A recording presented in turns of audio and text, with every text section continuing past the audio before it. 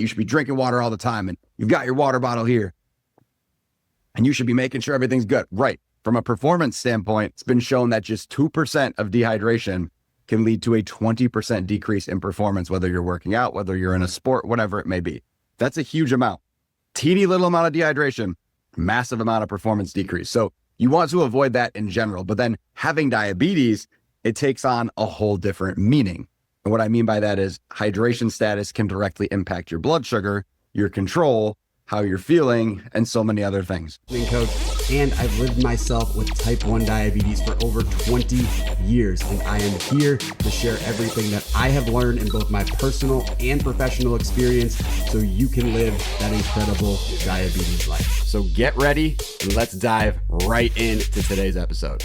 Welcome to this episode of the Your Diabetes Insider Podcast. And today I have to talk about the heat because it's the summer and it is definitely showing up and saying hi, because there has been a massive heat wave, not just in Florida where it's always going to be hot and humid for basically May all the way through September, but the entire Northeast I know got absolutely smacked. The Midwest got absolutely smacked. There were temperatures of 100 degrees in Chicago area. It's been insane. And I want to make sure that as a person with diabetes, you are prepared as possible, because it's a common theme that keeps coming up with patients with Lars. And it's a common theme that needs to be addressed for people with diabetes. It doesn't get talked about. Straight up, the heat does not get talked about. And I know recently I mentioned briefly how the heat can make your blood sugar go up technically, but also can make you more insulin sensitive. So I want to explore both of those briefly, but then tell you the real important take home point from that. So like I mentioned before, not too long ago, when it's hotter temperatures out, your blood sugar can respond a lot more quickly because your insulin is likely potentiated. Because remember, insulin is a protein. It is doing a chemical reaction in the body. When there's heat added to a chemical reaction, very often things start to move faster. So as a result of that, you could take your 2 units at a meal and suddenly that's acting more like 3 and your blood sugar could crash. So keep that part in mind before anything else. Heat can do a lot from a blood sugar front. Now, what keeps coming up on the patient side of things, that is a little bit different. And that is where I want to make sure I'm talking about with you, because we're seeing it a bunch. You might have seen it in your own life. And if you haven't seen it now, at some point you probably will. And in a nutshell, and I straight up can say this, when I was talking about how heat can make your blood sugar seem like it's rising higher, I mentioned, oh, you probably crash all the time. And that's true for a lot of people. But when it can start to make you run higher is when you are dehydrated. And so first thing, right, as a dietitian, overall, hydration is going to be massive, right? Hydration is a huge deal, especially if you're active any time of year, but especially this time of year. And of course, I'm supposed to say, well, you're already way past the point of dehydration when you're feeling thirsty, because at that point, it's already too late. You should be drinking water all the time, and you've got your water bottle here, and you should be making sure everything's good. Right. And you should. I don't disagree with that at all. From a performance standpoint, it's been shown that just 2% of dehydration can lead to a 20% decrease in performance, whether you're working out, whether you're in a sport, whatever it may be. That's a huge amount. Teeny little amount of dehydration, massive amount of performance decrease. So you want to avoid that in general, but then having diabetes, it takes on a whole different meaning. And what I mean by that is hydration status can directly impact your blood sugar, your control, how you're feeling, and so many other things. And so a prime example of this, way back in the day, this is in my personal life, I was in grad school and it was great, right? I think it was after my first year when I was doing my PhD temporarily before I switched to become a dietitian. And so class was out, was working out a lot more, was still doing research, but I had more time to work out. So I was training outside, right? I was running some sprints. I was doing some agility. Everything was great. I was in North Carolina. And if you haven't been to North Carolina, the summer can get really hot, like just as hot as Florida, and then similar humidity. So it felt like I hadn't left Florida, right? And so I'm running around doing all sorts of workouts and I started feeling horrid, like absolutely terrible. And I'm like, okay, I'm drinking a bunch of water. I'm drinking more than I think I should need, but it just wasn't getting any better. I'm over here thinking, this is really odd. My blood sugars are stubbornly high. Yeah, I was probably riding like 180, 200. And I'm working out a bunch. I'm drinking all this water. What is wrong with this picture? What is wrong with this equation?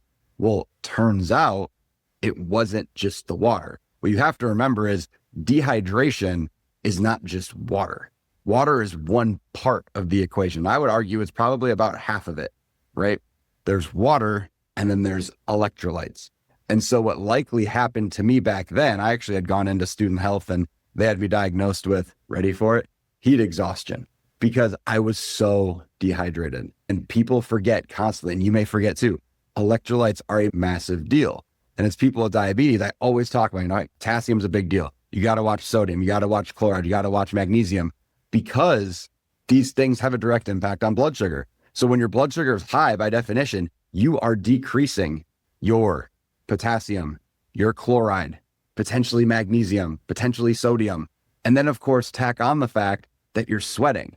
So when you're sweating, you're losing all these electrolytes through your skin, right? You've seen the old Gatorade commercials from back in the day, which Gatorade does not really have electrolytes. It's basically glorified sugar water. I just wanted to put that out there.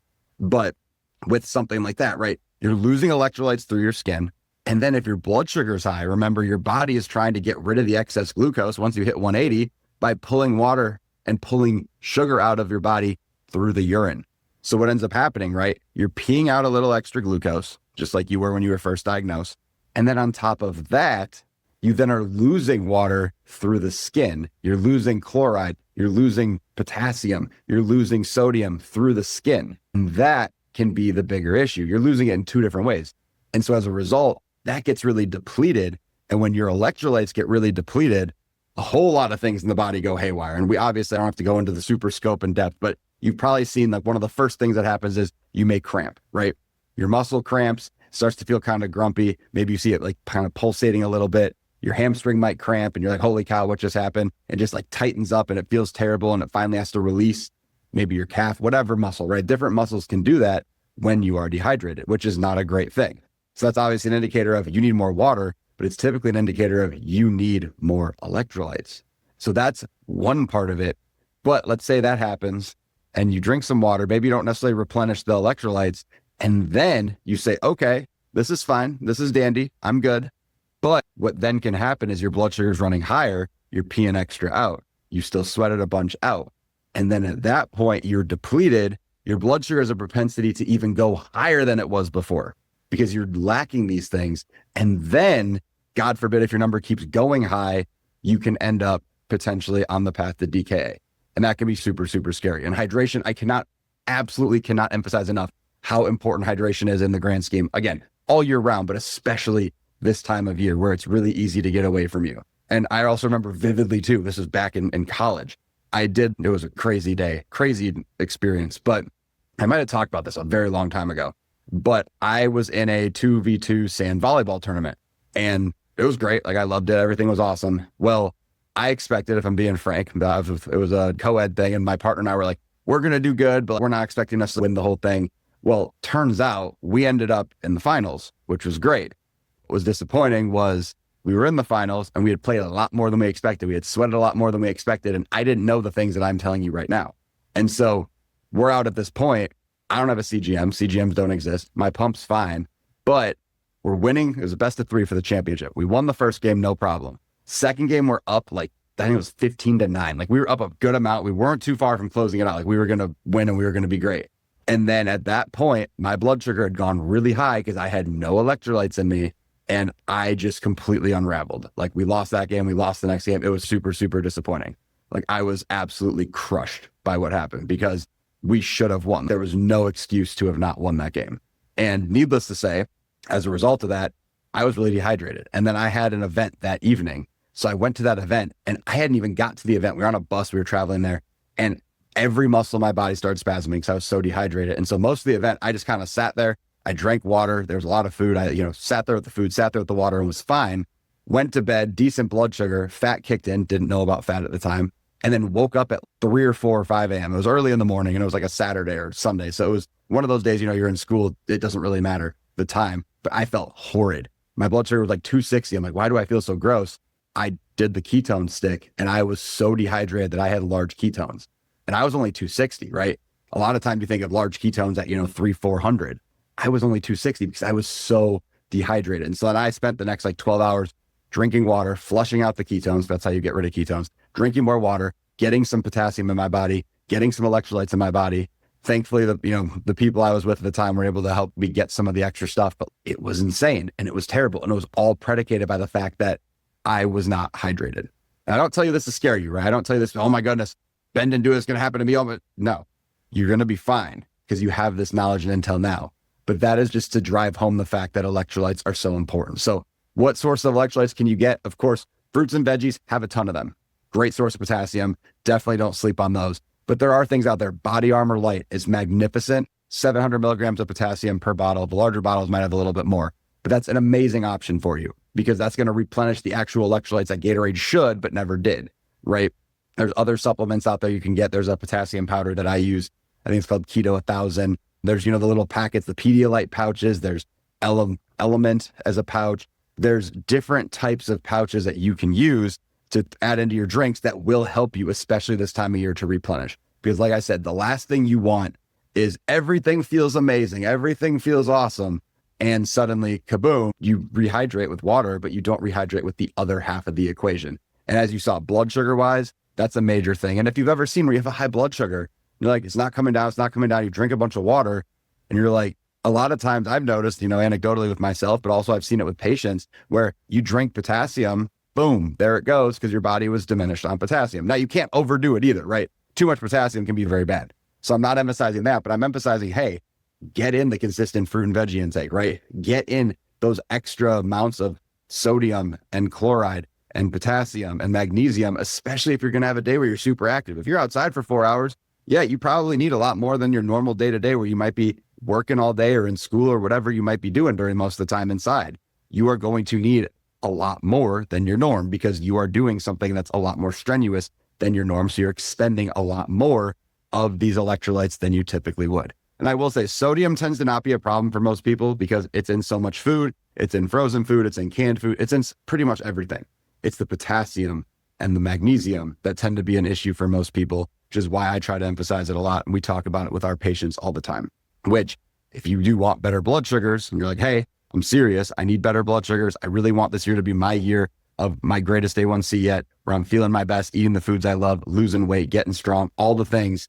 We are here to help. My team and I are all dietitians. We all live with type 1 ourselves. We all have exercise backgrounds and we've got your back. So with that, message me on Instagram, message me on TikTok at Man of Zeal, MANOFTZEEL, and we can definitely see how we can best support you. But like I said, electrolytes are going to be paramount. Make sure you're getting those. Make sure you're hydrating. Do not be one of those people where it's, oh, it'll be fine. I'll drink a little water. I'll be good. Like if you have a day, this will be a good barometer for you. If you have a day where you wake up and you feel like you were hit by a cement mixer and you're over here, I just drank a bunch of water. I did what I was supposed to do, but I feel like absolute trash. It's probably because your electrolytes are off. So focus on those, focus on the fluid, get both sides of the equation. You should be absolutely golden. I appreciate you for listening. If you're enjoying the pod, give us a 5-star review on Apple or Spotify or wherever you are listening. I greatly appreciate you. If you've got comments, feedback, things you want me to know, at Man of Zeal on Instagram or TikTok, let me know what you're thinking. Let me know how we can best support you. And with that, I'll catch you in the next episode. Hope you're ready for the next episode. Hey.